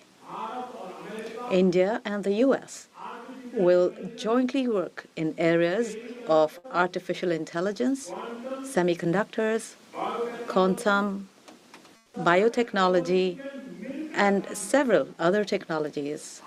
Today, we also agreed on trust, which stands for transforming relationships utilizing strategic technology. Under this, our focus will that's a good point, be Jeff. on Very good point. establishing strong supply chains for critical minerals, advanced materials, and pharmaceuticals. And remember, China still has a lot of cheap labor. So now that we have basically us going, India has a lot more cheap labor over there and a lot more mining that's taking place where they don't have to necessarily worry about an EPA. So that's really important to get precious metals from India that maybe we otherwise might be paying for a little bit more from China, or maybe we don't want to increase trade with China, kind of distance ourselves from them. So this is a very good strategic move here by Trump. And I hope a lot of it's true. We'll see, though. We'll see. We'll hold Trump's feet to the fire, and as well as India, to see if this relationship is prosperous over the next 4 years. We have also decided to launch a recovery and processing initiative for strategic minerals like lithium and rare earths. It's like, I know what I'm talking about here just a little bit, right? At least when you come and listen to the Bald Brad Show, you're on the channel, that I ain't going to bullshit you. I hate the cuss, and I know you don't like it sometimes, but hey, you get the news here. Your boy's spot on. We have had close cooperation with the U.S. in the area of space. The Nisar satellite, developed with mutual cooperation between ISRO and NASA, will soon be flying into space on an Indian launch vehicle. Friends, partnership between India and the U.S. strengthens democracy and strengthens democratic values and systems. I think we're leaping a little bit there, okay? India, I think right now is because Trump's in the room, right? They're on the podium. It has the nice seal of the office of the presidency, stuff like that with the American flags behind him, I think his ego is a little bit up there, talking about space and how India is going to get involved. Let's pump the brakes here, buddy, okay? You're still working on a lot of things here. You go into space is something we don't need to focus on for India for quite some time, okay? I think we're getting a little bit too excited here. We will work together to enhance peace, stability, and prosperity. I'll tell you what, Elon would be proudly happy to take a few Indians to Mars as a test site, Just throw a few of them on the back of a rocket. We'll figure it out when they get there. In the Indo-Pacific, the Quad will play a special role in this. During the Quad Summit, scheduled to be held in India this year, we will expand cooperation in new areas with our partner countries. Under the IMEC and I2U2, we will work together for the development of economic corridors and in the area of connectivity. India and U.S. will stand strongly together in the fight against terrorism. We agree I like that last bit. that in order to eliminate cross-border terrorism, a long speech, man. Jesus. we I need kind of want to get to the questions with the press because I want to see Trump smack him around a bit. concrete actions. And I'm very grateful to President Trump that he in 2008, somebody who carried out genocide in India, that criminal is now going to be handed over to India, and I'm grateful to President Trump for this. And appropriate action will be taken in the courts in India. I bet that guy's fucked. I'm sorry to cuss, but whoever guy he's talking about, Trump's like, that guy's dead. Oh, he's dead. He's so effed. Friends, the Indian community living in the U.S. is an important link in our relations. In order to further deepen our people-to-people ties, India will soon open new consulates in Los Angeles and Boston. These will be new consulates. We have invited American universities and educational institutes to open their offshore campuses in India. President Trump, I am grateful to you for your friendship and strong commitment towards India. All right, we're getting to the questions here. The people of India still fondly remember your visit in 2020 and hope that President Trump will come and visit them again. On behalf of 1.4 billion Indians, I invite you to visit India. Thank you. Dude, that's like 4 times our population size. That's insane. That's a lot of people. Thank you very much. Wow. Thank you. Thank you very much. Moe! Secretary Moe.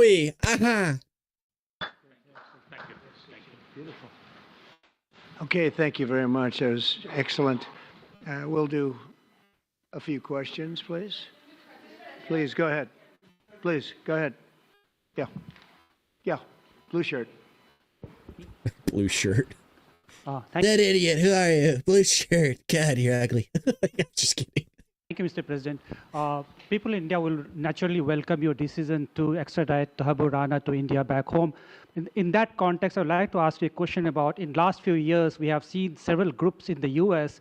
raising anti-India voice, calling about separation, terrorism activities in India. Do you think that should continue here in the U.S. as well? You're going to have to... God, I really hope he pulls that same stunt that he did with that Afghanistan lady. Where are you from? Look, you got a beautiful voice, and it's amazing. I just can't understand what you're saying. Peace and prosper. You guys remember when he said that like a week ago? Please, Trump, do it again. Where are you from? Oh, India? That's a beautiful voice. Yeah, no, but I'm sorry, I can't understand what you're talking or what you're saying. Moving on. Go louder. Mr. President, people in India would be welcoming your decision to extradite Thabu Rana to... I can't understand a word he's saying. May I, sir? Oh, God. Oh, God, I'm so thankful for him. Oh, shit. Oh, fuck. Fucking great, dude.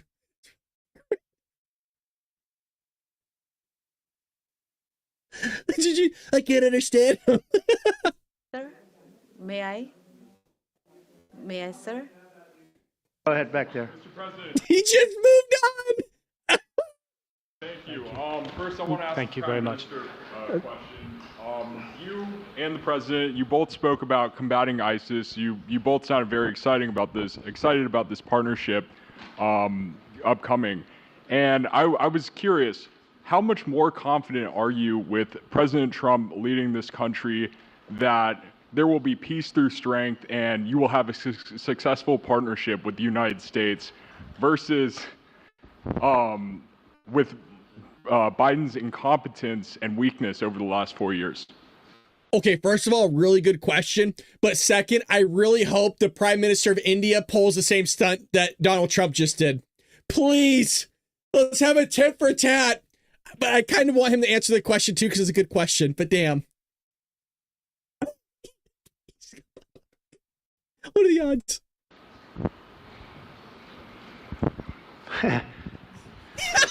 Because Trump knows.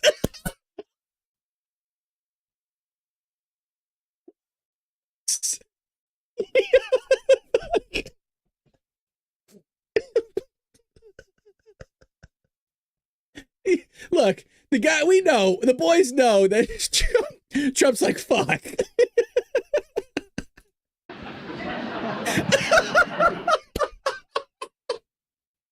No, you can't write this. This is the best. This is the best. Look at, he even knows. Everybody knows. Oh, I'm sweating. God, this is. I'm glad we held out. Oh, this is why. This is the diamond in the rough, man. Oh.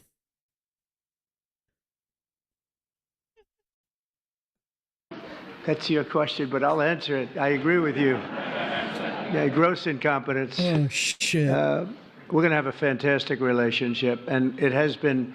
Look, the whole world's been set back over the last 4 years by the weakness of the United States, the weak leadership of the United States. But I think we've taken care of it in just 3 weeks. It seems to me that sweating. Even some of the media that we wouldn't prefer has been writing that this is a much different country right now, that the world has a light over it, not only our country, but the whole world. The Prime Minister told me that before, too, even over India. The world has a light. They need the United States to be strong and powerful, but good.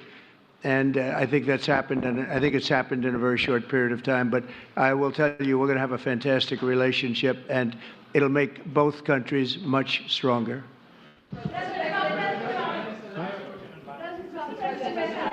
Yes, go ahead, please.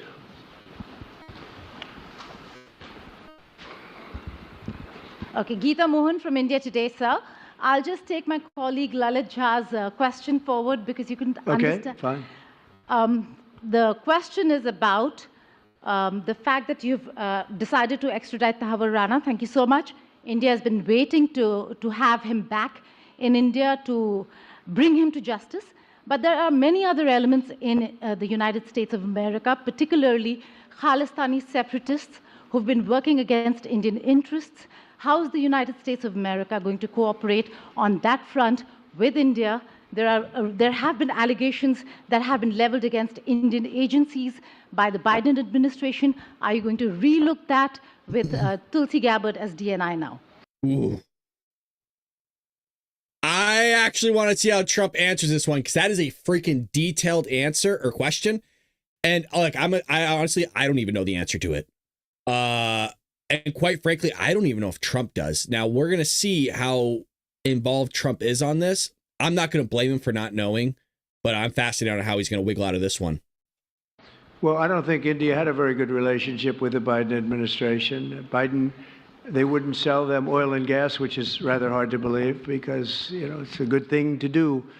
And a lot of things happened that weren't very appropriate, I thought, between India and the administration, the Biden administration. But as you said, we're giving a very violent man, it seems to me. I mean, I don't know that he's been convicted yet or will be, but let's assume he's a pretty violent person. We're giving him back to India immediately. And there are more to follow because we have quite a few requests. So we work with India on crime.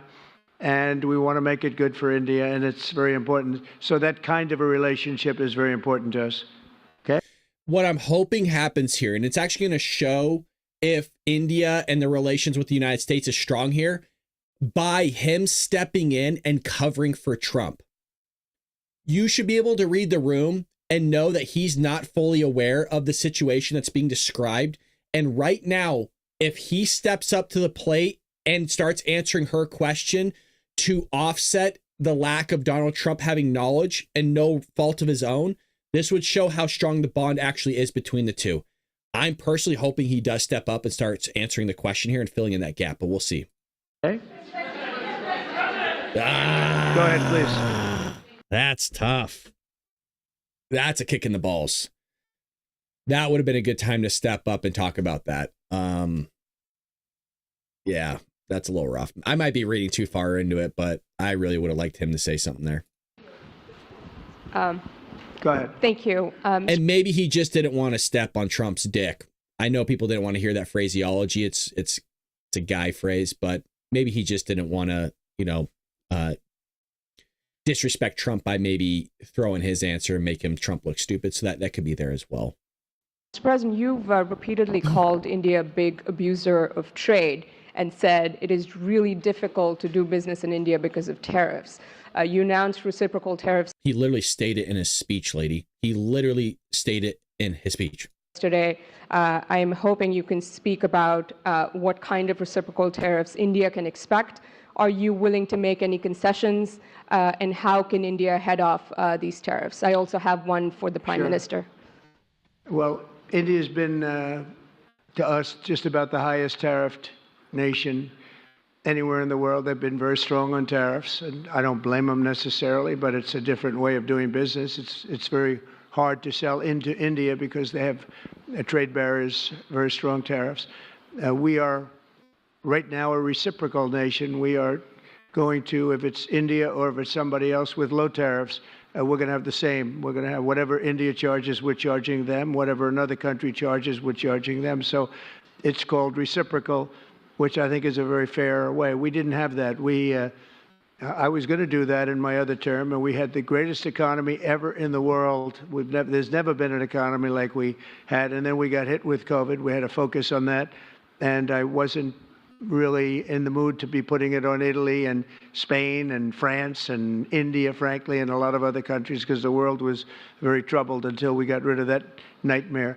But we had the strongest economy anywhere in the world during that fairly long period of time during my first term, as you know, and we didn't do the tariffs. We would have done the reciprocal tariffs, but we decided, and I decided, I think on a human basis, on a humane basis, not to do them because of the fact that there was such suffering all over the world. The last thing we needed to talk about is trade problems. But now we do. We're doing, we see a tremendous future for our country, but we felt that now it's finally time, after 45 or 50 years of abuse, that we will do, and this isn't India, this is among a lot of nations. The European Union is very difficult for us, very, very difficult. They tax our companies at levels that nobody's ever seen before. They take advantage of a lot of things, so we're not happy about that. China, of course, is terrible, and we've never taken in 10 cents until I was president. We've taken in hundreds of billions of dollars from China since I've been president in first term and now. And we have to do that just as a mechanism of fairness. And that's what I've done. And so we are being reciprocal with India. Whatever India charges, we charge them. So frankly, it no longer matters to us that much what they charge, because whatever they charge. I had discussions with India in the first term about the fact that their tariffs were very high, and I was unable to get a concession. So we're just going to do it the easy way, and we're just going to say whatever you charge, we charge. And I think that's fair for the people of the United States, and I think it's actually fair for India. Okay? To make any concessions, sir? Are you willing to make any concessions, sir? Any concessions? Go ahead, please. Ask to the A Prime question Minister, for the please. Prime Minister, please. Ask to the Prime Minister, please. Yes. Sorry. Yoshita Singh with Press Trust of India. Prime Minister, thank you, Mr. President. Prime Minister, the U.S. is giving a lot of push to curb illegal immigration, and India has been cooperating on this issue. How does India see this issue in the larger context? Thank you. I don't think this is a question that is about India only, but even globally you can talk about this issue. And we are of the opinion that anybody who enters another country illegally, they have absolutely no right to be in that country.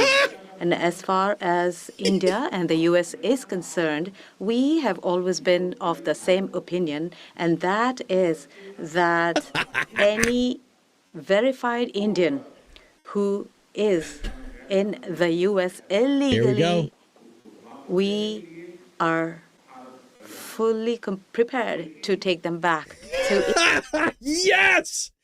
Give him a MAGA hat! He is based! The guy's a freaking Republican. I knew it. I knew you, Modi. I could smell it on you. I could tell that you love us. I could tell. You know, the left are like, oh my God, I thought he was with us. Yeah, wake up to the fact, you progressives, not the patriots in the chat. You guys know that. I would never talk to you like that. Progressives, we told you, a lot of countries don't allow illegal immigrants, and for some ungodly reason, you just want to allow them to all flow here. Go try that crap in India and let me know how it works out for you. India, however, it doesn't stop there. Oh, okay. These are children of very ordinary families, and they are lured by big dreams and big promises. A lot of them are brought in without them knowing about why they're going to a country. And in fact, they are connected with a human trafficking system, and we have to make sure that we fight against this system. As far as the U.S. and India is concerned, I think what we should do is make efforts to make sure that we uproot these from within the system so that we can reduce or remove human trafficking. And basically, the young, vulnerable, poor people of India are fooled into coming over as illegal immigrants. That's true. And our bigger fight actually is against this ecosystem or this system that encourages such gangs to thrive. And I can tell you that India will completely support your endeavor in achieving this. Oh my gosh. Making America great again, baby. Dude just flat out said, we don't like illegal immigration. We side with Donald Trump. We're going to take back of our illegal immigrants. Said and done. Hey, Trump, I want you. Yeah. Yes. Thank you, Mr. President. The question for the Prime Minister Modi first, if I may. I wanted to ask you, did you discuss any possible business deals with Elon Musk during your meetings today, here we go. Mr. Prime Minister? And Mr. President, I wanted to ask you, today you spoke about... What a slimy. What a slimy. Here, you want to know why this is slimy? I'll let you all in on it. Because again, it's not about the fraud that the Democrat Party is doing. They're trying to find if Elon Musk is doing business in the White House, so they have another story to write about him. Oh, look what he's doing. He's using the office of the presidency to try to uplift his corporation, his businesses. Look what he's doing. That's what they're doing here, folks. That's slimy. It shows you the swamp, and no wonder he's right next to Caitlin Collins of CNN. Hoping to have three-way talks with President Xi and President Putin. What would you say to European leaders and other allies who may be concerned that you're apparently more keen to speak to America's adversaries than to its allies? Thank you. Well, maybe I'll just go in first on this one. We had some talks, and we told the European Union, we told the NATO people, largely they overlap, you have to pay more money because it's unfair what we're doing. We're doing a tremendous amount more. We're probably $200 billion more going into Ukraine, using for Ukraine to fight. And Europe has not really carried its weight in terms of the money. It's not equitable. And we want to see a counterbalance. We want to have them put up more money. They have to do that. At the same time, we had a very good conversation with President Putin yesterday, and we also had a very good conversation. I did in both cases with President Zelensky, and I think we're going to be able to do something. I think we're going to be able to make a deal, and I hope so because it's a horrible war. It's a very terrible, bloody war with 1.5 million soldiers at least already dead on the battlefield, lying all over the field. Whenever I hear the number, man, it really, guys, when I hear how many people died, it is freaking god awful. It's the same thing with the Israel-Palestine conflict. It's the same thing, man. It's easy for us to sit here, right, in the United States and look at all these conflicts. We're not involved in it, but God, man, 1.5 million. Just guys, just dead. You know, they got freaking wives, they got kids, they got moms and dads. I mean, life is gone. For what? For what? Feels like nobody's ever seen anything like it certainly since the Second World War. And so I think we're going to be able to do something. We're working with President Zelensky and with President Putin. And my impression is that I know that President Zelensky wants to make a deal. And I also feel that I know that President Putin wants to make a deal. I wanted to know that before I began any detailed discussions. But the meeting and the conversation, also the meeting with Steve Witkoff in Moscow was a very successful one. And my phone call with him was a very successful one. Please.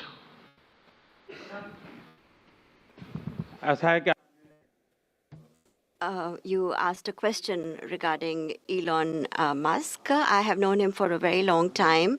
I was not even a prime minister at the time when I first met him. I was chief minister.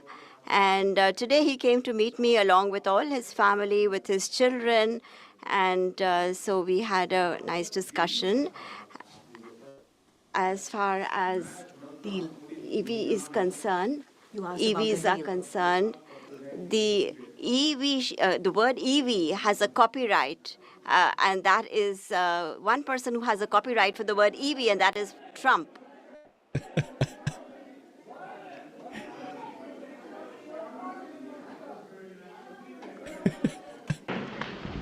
Thank you, Mr. President. Can I ask whether you discussed at all today the case of Gautam Adani, who's one of the wealthiest men in Asia and perceived as an ally of Prime Minister Modi? Prime Minister Modi, have you asked the president to take action on that case? Thank you. I don't know anything about that case. Firstly, India is a democratic country, and our culture and our thought philosophy is Vasudhaiva Kutumbakam, which basically means that the entire world is a family. Every Indian is my own family member. And when it comes to such personal matters, leaders of two countries will not get together on that topic and discuss anything on an individual matter. Go ahead, please. Yeah, please. Sir, go ahead, please. Yes. Thank you, Mr. President. Thank you, Mr. Prime Minister. I have a question for you as well. But, Mr. President, you have suggested, with regards to the Russia-Ukraine war, you've suggested several things that Ukraine should give up. The idea of NATO membership, territory that was seized back in 2014 by Russia. What should Russia give up? Russia has... Honestly, really nothing. Like, if you want to end this thing, if you think that Ukraine's going to win this war, I got a bridge to sell you in Brooklyn, man.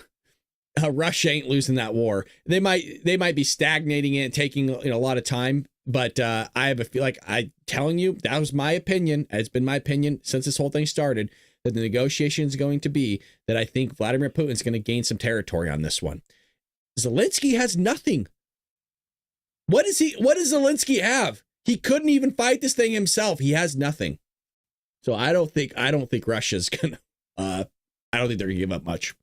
Gotten themselves into something that I think they wish they didn't. If I were president, it would not have happened. Absolutely would not have happened, and it didn't happen for 4 years. If you look at what has taken place under President Bush, they lost a lot. Under President Obama, they lost Crimea. Under Biden, it looks like they could lose the whole thing. Under Trump, they lost nothing. Ukraine lost nothing. They didn't give up anything. And you take a look at the other three presidents surrounding me, they gave up a lot. I think that when you look at Ukraine and when you look at the mess that they're in, it's got to be ended and it's got to be stopped. Now, Russia's taken over a pretty big chunk of territory. And they also have said from day one, long before President Putin, they've said they cannot have Ukraine be in NATO. They said that very strongly. I actually think that that was the thing that caused the start of the war. And Biden said it, and Zelensky said it, and I think that was one of the reasons, one of the starts of the war. But from long before Putin, they said... I think he's saying that because that's probably what Putin told him. That you cannot have Ukraine going in any way into NATO. And I start from that standpoint. I think everybody knew that. Now, if a better deal can be negotiated, if they're able to make a deal where they can do that, that's fine with me. I really don't care. I want that bloodshed to stop. I don't want to see, we have an ocean between us, and the site we're talking about, the site of death. We're calling it the fields of death. We have a big ocean in between us. This is more important for Europe. We shouldn't be in. They have to equalize, and they're going to have to do it fast, but they have to equalize. But as far as the negotiation, it's too early to say what's going to happen. Maybe Russia will give up a lot. Maybe they won't. And it's all dependent on what is going to happen. The negotiation really hasn't started. But I will say, as far as NATO is concerned, from many years before President Putin, I will tell you that I've heard that Russia would never accept that. And I think Correct. Ukraine knew that, because Ukraine wasn't in and never requested to be in until more recently. So that's the way it is. And I think that's the way it's going to have to be. I don't think Ukraine's going to be part of NATO. That ain't happening. Vladimir Putin ain't going to allow it. Go ahead, please. All right, go ahead, please, with the tie. With the tie, yeah. Mr. President, yes, go ahead, please. This is Saurabh Shukla from News Mobile. Mr. President, you spoke about Prime Minister Modi as a tough negotiator. Who was a tougher negotiator today, and who has a better negotiating tactic when it comes to tariffs? Oh, he's a much... Trump's a charmer. Trump is a charmer. I'm telling you, he's gonna say that Modi was a good and tough negotiator. That's the guy. The guy knows how to take care of people.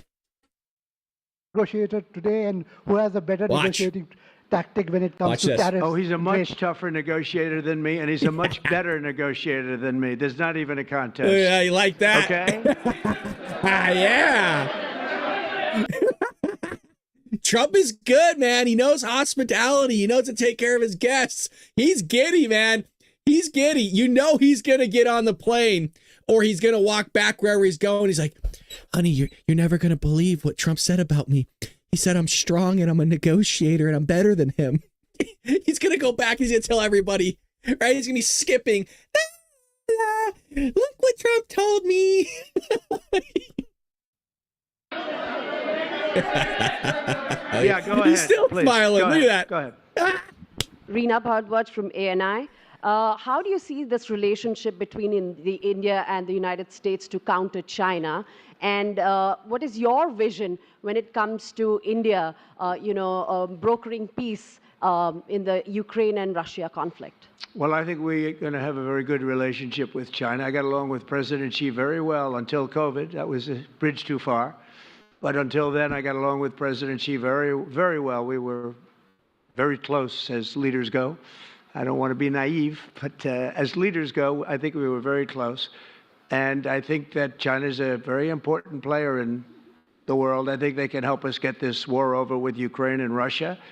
And I look at India, I do see the skirmishes on the border, which are quite vicious, and I guess they continue to go on. If I could be of help, I'd love to help, because that should be stopped. That's been going on for a long time, and it's quite violent. It's quite violent, but I would hope that China and India and Russia and U.S. and all of us can get along. It's very important. The power of weaponry today is, and not only nuclear, but nuclear in particular, the power of weaponry is very important. I said before that I had very constructive talks in my first term with President Putin about the denuclearization of the two countries, and then we were going to go to China after we worked some kind of a deal. And we, at the confines of a deal, he really wanted to do it, so did I, denuclearize. And it's such a beautiful term when you think about it. In other words, to bring it down, because the power of those weapons is too great. And I did speak to President Xi about that, and I was getting also a very good response. He's building a very strong nuclear power. He's not very close to Russia or the United States right now, but he will be soon. I mean, he'll catch up over the period of 4 or 5 years, they say. But it would be a great thing if we could, on a military basis. We're going to spend this year $915 billion on military. Russia, without the war, was spending close to 100, but with the war, I can't tell you what they're spending, but they're spending a lot. And China is spending $400 and $450 billion. We're over $900 billion. And I said, it doesn't really make sense, does it? We're spending the money against each other, and we could spend that money for better purpose if we got along. And I'll tell you, I think that something like that will happen. First, when I left, as you know, 4 years ago, we didn't have Israel and the Middle East. We didn't have October 7th, a disaster, the disaster. Nothing was happening. Iran was not going to do anything because Iran did not have much money at that point. They were broke. They were totally broke. They didn't have money for Hamas or for Hezbollah. And you didn't have Russia with Ukraine, and that would never have happened. But now I come back and I have the whole world is on fire, so I have to put out the fires. But after I put out the fires, I'm going to meet with China and I'm going to meet with Russia, and we're going to see if we can de-escalate it. We can bring it down military, especially as it pertains to nuclear. Please.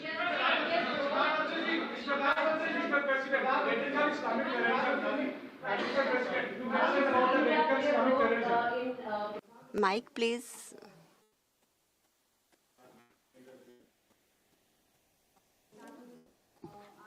Prime Minister, how do you see India's role?